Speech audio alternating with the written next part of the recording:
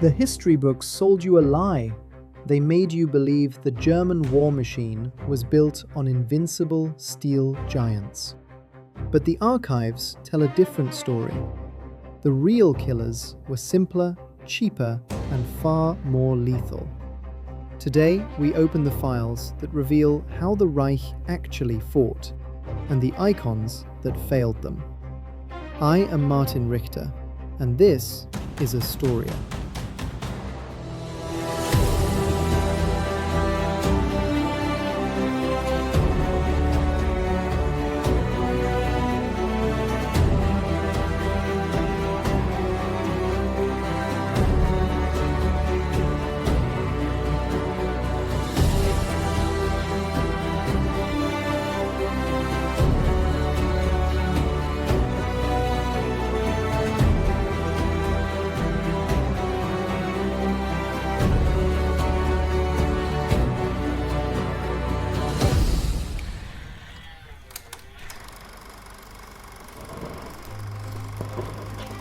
While propaganda created idols for posters, the front lines demanded workhorses. We aren't looking at the polished myths of the Panzerwaffe today. We are looking at the 5 machines that carried the absolute weight of the war on their tracks. Machines that functioned where the legends simply burned or broke. Germany's greatest enemy wasn't a lack of steel, it was a lack of time and logic. Berlin wanted miracles, but the soldiers needed numbers. Every over-engineered icon cost the Reich an entire unit of efficient predators. Understanding this fatal obsession is the only way to understand our list. It begins with the foundation. The records are clear. While the world was staring at the giants, the real work was being done by a ghost from the pre-war era. It wasn't supposed to last, yet it outlived almost every successor. It's time to reveal the machine that held the line when everything else failed. Let's see what sits at number 5.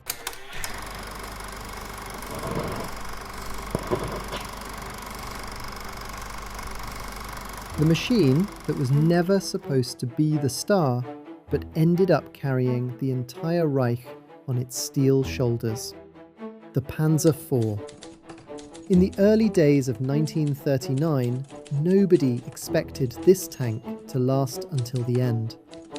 It was originally designed only as a support vehicle, a heavy companion to the lighter Panzer IIIs. Its job was simple: fire high-explosive shells to clear out infantry and anti-tank guns. But as the war evolved, the Panzer IV did something that the more famous German tanks never could. It adapted. This is the only German tank that remained in continuous production from the first day in Poland to the final collapse in Berlin. Think about that for a moment. While Nazi engineers were wasting precious years and millions of marks trying to fix the overcomplicated engines of their heavy monsters, the Panzer IV was simply working. It was the ultimate workhorse. It fought in the burning sands of North Africa with Rommel's Afrika Korps, and it froze in the waist-deep snow of the Eastern Front. It was the canvas upon which the German army painted its survival.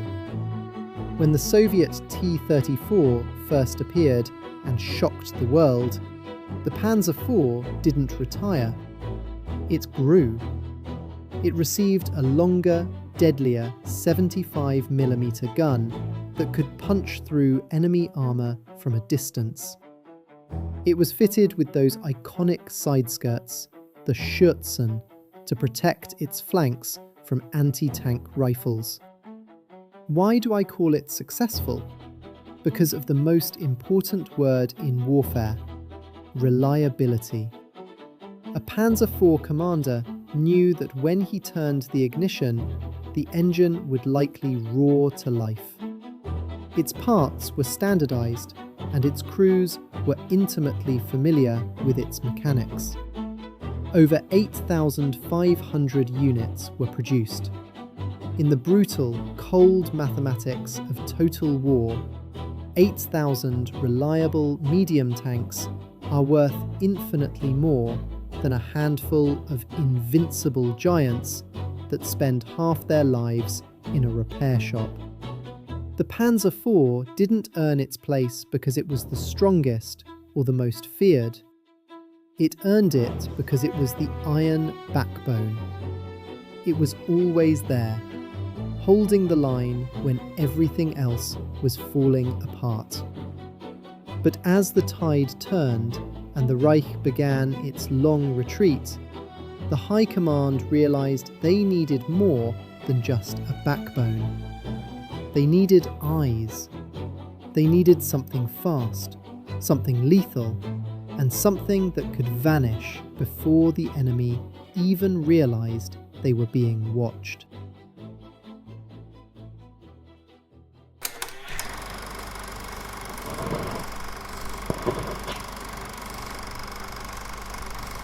To understand this next machine, you have to forget everything you know about heavy armor and thick steel. We are moving away from the slow, grinding tracks and shifting our focus to a machine that relied on a different kind of power, intelligence and speed. Welcome to the world of the Sonderkraftfahrzeug 234, better known to history as the Puma. In a war that was increasingly defined by massive, slow-moving giants, the Puma was a radical departure. It wasn't a tank, it was an 8-wheeled predator. While the heavy battalions were struggling to move through the spring mud or the winter snow, this machine was flying down the roads at speeds of up to 90 kilometers per hour.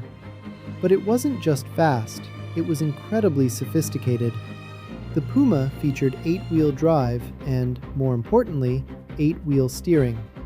Every single wheel turned, giving it a turning radius that would make a modern sports car jealous. And perhaps its most famous feature?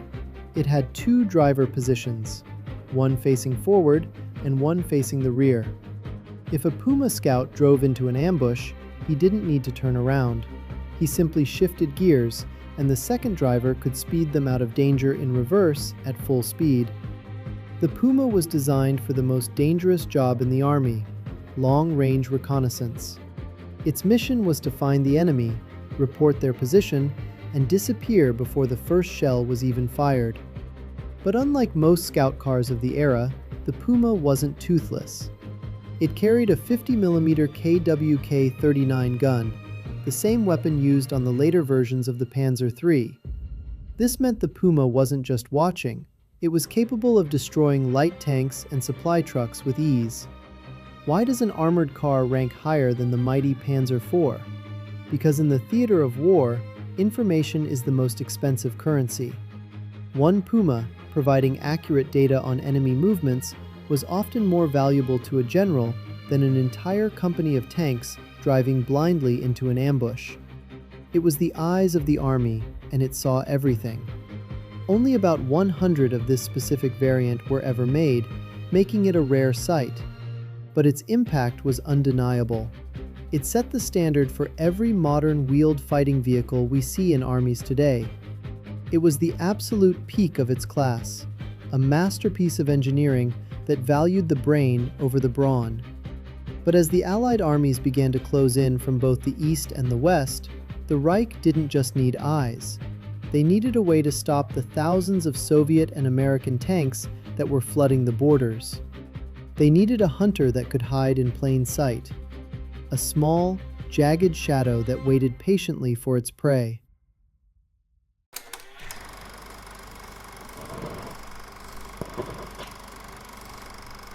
As the calendar turned to 1944, the Third Reich was no longer a conqueror. It was a wounded beast, fighting a desperate defensive war on 2 collapsing fronts. In this environment, the massive, expensive tanks of the early years were becoming a liability. They were too slow to build and too difficult to hide. What the army needed was a hunter, something small, something cheap, and something nearly invisible. Enter the Jagdpanzer 38, better known to history as the Hetzer. At first glance, the Hetzer looks almost toy-like compared to the giants we usually associate with this era. It was tiny. It was incredibly cramped inside, so much so that the crew had to operate in positions that were borderline claustrophobic. It didn't even have a rotating turret.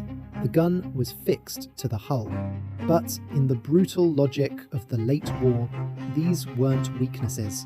They were its greatest strengths. The Hetzer was a masterpiece of industrial efficiency.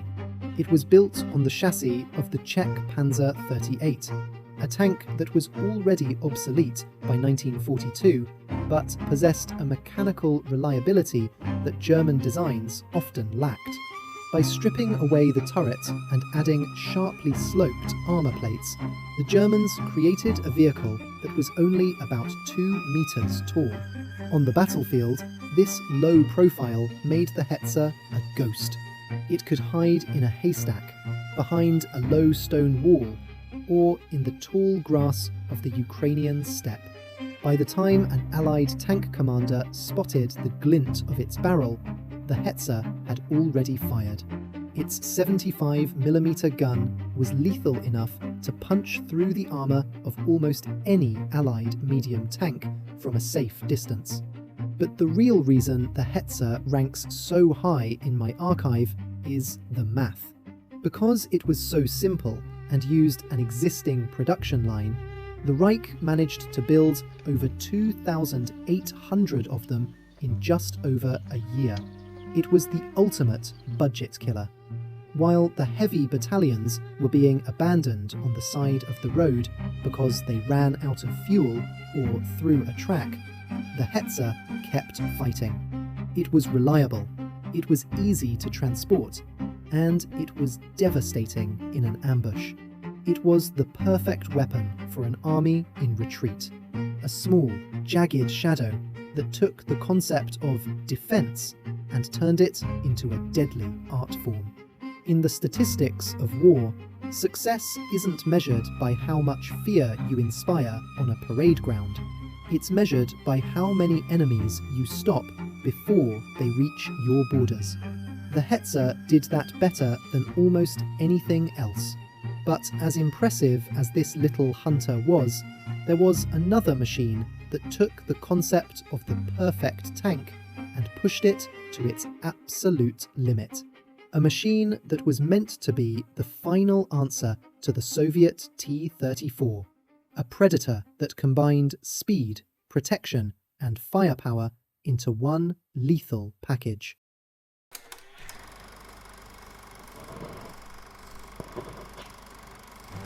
We have arrived at what many historians call the most capable tank of the entire war. A machine that was born from the shock of the Eastern Front and designed to be the ultimate predator. The Panzer V, better known as the Panther. To understand the Panther, you have to understand the moment it was created. When the German army first encountered the Soviet T-34, they were stunned.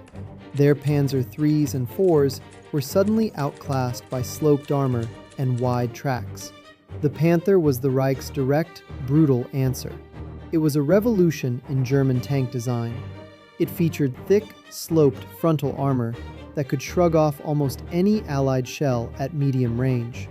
It was fast, surprisingly agile for its size, and it carried what was arguably the best tank gun of the war, the 75mm KWK-42. This gun had such a high muzzle velocity that it could pierce the heart of an enemy tank before the sound of the shot even reached them. In many ways, the Panther was the perfect middle ground. It had better protection than the Panzer IV, more mobility than the Tiger, and a gun that could outshoot both. By 1944, it had become the standard against which all other tanks were measured. If you were an Allied tanker and you saw a Panther on the horizon, you knew you were in for the fight of your life. So why isn't it number one? Because even perfection has its price. The Panther was a technological marvel, but it was also plagued by mechanical teething problems. In its first major battle at Kursk, more Panthers were lost to engine fires and transmission failures than to Soviet shells. It was expensive to build and required constant expert maintenance. Over 6,000 Panthers were produced, a massive number compared to the Tiger, but still not enough to stop the tide. It was a magnificent weapon, a true predator that dominated the fields of France and the steppes of Russia. It was the peak of the Panzerwaffe's evolution. But as we stand here in my archive, looking at the cold statistics of success, even the Panther must bow to another. We have reached the summit. You have been waiting for a name. You have been waiting for the legend. But as I told you at the beginning, the truth will surprise you. Get ready. It's time to reveal the most successful armored vehicle of the Third Reich.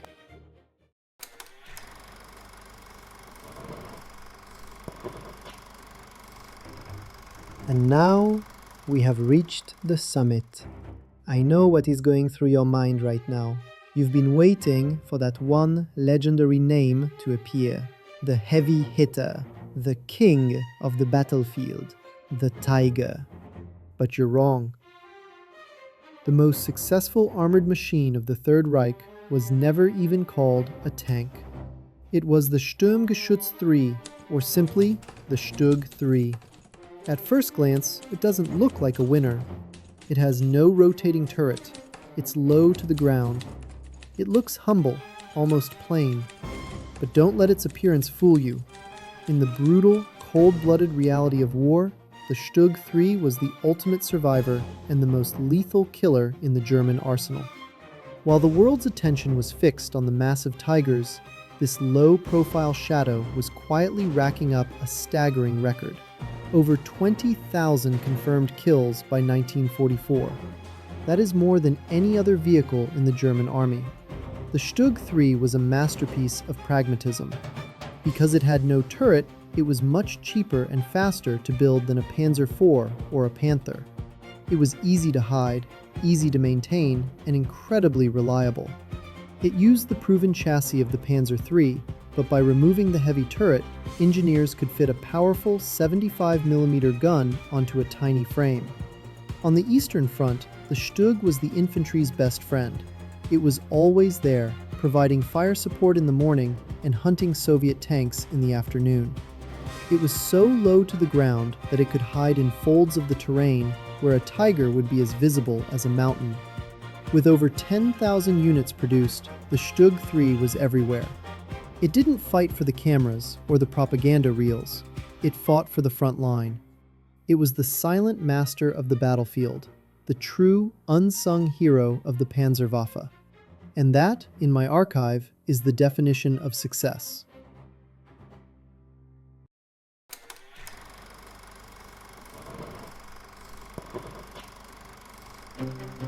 I can already hear the storm in the comments. I can hear you asking, Martin, how could you? Where is the Tiger? Where is the King Tiger? Let's be honest with history, away from the myths of cinema and video games. The Tiger I and the Tiger II were masterpieces of engineering, but they were catastrophic failures of war. A tank is a tool, and a tool that is too heavy to cross 80% of European bridges is a broken tool. A Tiger weighed 54 tons. If it broke down in the mud, and it often did, you needed 2 other Tigers to pull it out. And quite often, those 2 would burn out their transmissions just trying to help. Think about the cost. For the price of a single Tiger, the Reich could have built 4 StuG IIIs, 4 lethal, reliable hunters instead of 1 temperamental giant. With only 1,350 Tigers ever built, they were too few to change the course of a world war. They won local duels, yes.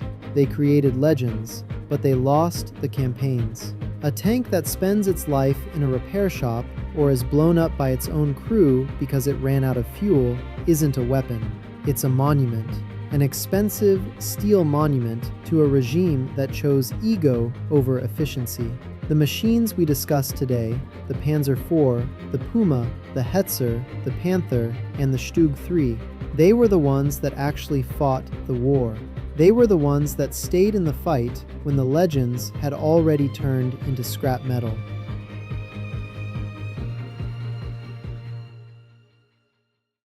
I'm Martin Richter. Thank you for joining me in the Astoria archive. Which machine do you think deserved the top spot? Let me know in the comments. I'll be watching. Until next time.